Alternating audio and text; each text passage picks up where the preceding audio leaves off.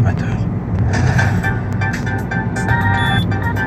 Et merci à vous, Jean Lémarie. C'était l'interview écho sur France Info et franceinfo.fr.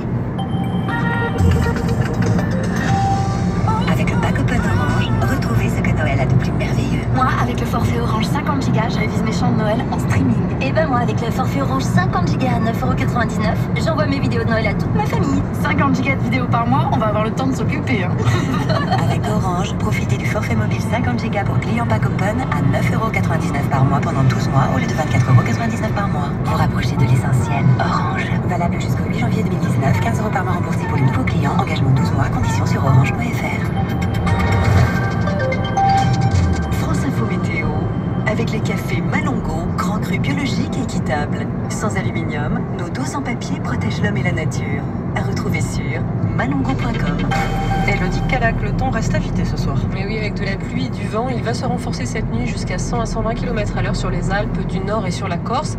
Demain, la journée sera encombrée. Alors le matin, on aura des averses surtout dans l'Est, de la neige vers 800-1000 mètres. Une nouvelle perturbation arrivera déjà par la Bretagne avec de la pluie. Et puis elle gagnera tout l'Ouest et le centre l'après-midi avant de glisser vers l'Est pour la soirée. Et le vent sera encore présent demain. Entre 60 et 80 km/h jusqu'à 90 près de la Manche, en montagne également. Dans la nuit suivante et dimanche, le vent se renforcera encore un petit peu. On surveillera d'ailleurs les Alpes et la Corse.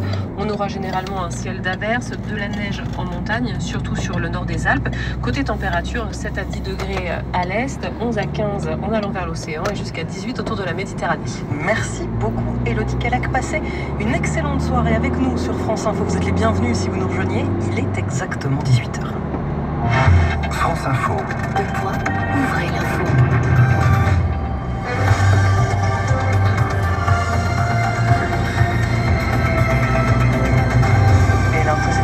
Léo Chaput, bonsoir Léo. Bonsoir Camille, bonsoir à tous. Et encore un coup de théâtre dans l'affaire Alexia Daval. Le suspect numéro 1, Jonathan Daval, est passé aux aveux pour la deuxième fois. Il reconnaît avoir tué son épouse Alexia. Jonathan Daval a craqué aujourd'hui lors de la confrontation avec ses beaux-parents, lui qui avait déjà avoué une première fois avant de se rétracter et d'accuser sa belle famille. Aujourd'hui, il revient donc à sa première version. C'est bien lui qui a tué Alexia. Jonathan Daval a éclaté en sanglots et s'est effondré aujourd'hui. Les explications du procureur de la République de Besançon, Étienne Manteau. Il parle toujours d'un accident, qu'il n'a absolument pas prémédité son geste, qu'elle lui fait des reproches, qu'ils se disputent, que des coups sont échangés, tout se passe très vite, ça revient régulièrement dans sa bouche. Il évoque le fait qu'elle est tombée dans la rixe entre les deux époux dans les escaliers de la maison familiale, et puis il reconnaît, toujours seul, avoir ensuite placé le corps dans le coffre de sa voiture professionnelle et d'avoir ensuite transporté le corps là où il a été finalement découvert lors d'une battue 36 heures plus tard. Tout cela s'est terminé par une scène tout à fait particulière où il s'est mis à genoux devant sa belle-mère, manifestement pour solliciter son pardon. Le procureur de la République de Besançon, la mère d'Alexia justement, se dit soulagée ce soir après ses nouveaux aveux. Et on reviendra sur ces nouveaux aveux de Jonathan Daval à 18h33 sur France Info avec son avocat, Maître Randall Schwerdorfer. Il sera notre invité. La justice, toujours avec la 4e mise en examen de Nordal Lelandais, l'ancien militaire poursuivi dans une nouvelle affaire d'agression sexuelle, soupçonné d'attouchement sur une deuxième fillette, membre de sa famille. Une vidéo avait été retrouvée sur son téléphone portable. Nordal Lelandais, déjà mis en examen, on le rappelle, dans l'affaire Maëlys et pour le meurtre du soldat Arthur Noyer.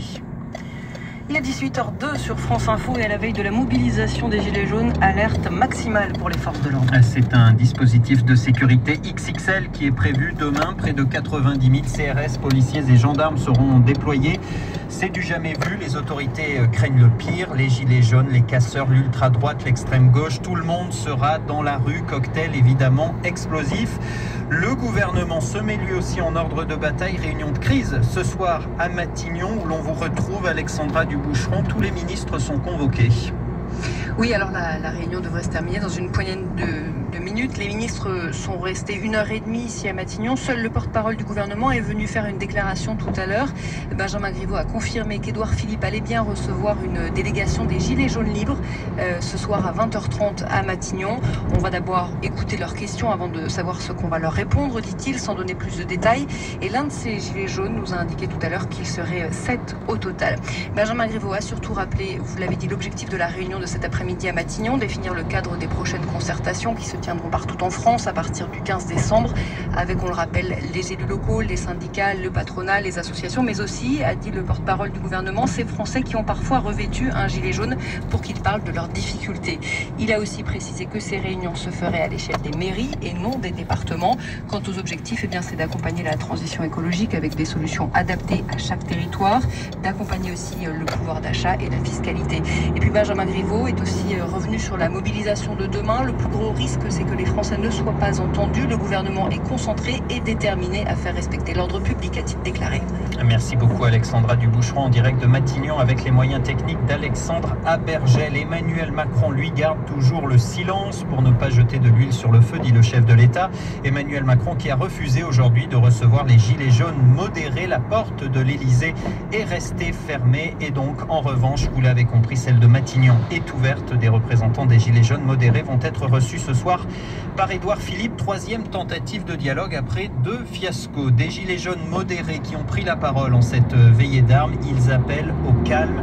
Plusieurs porte-paroles demandent aux manifestants de ne pas venir à Paris demain pour ne pas être mélangés aux casseurs. Paris qui aura des allures de ville morte ce samedi.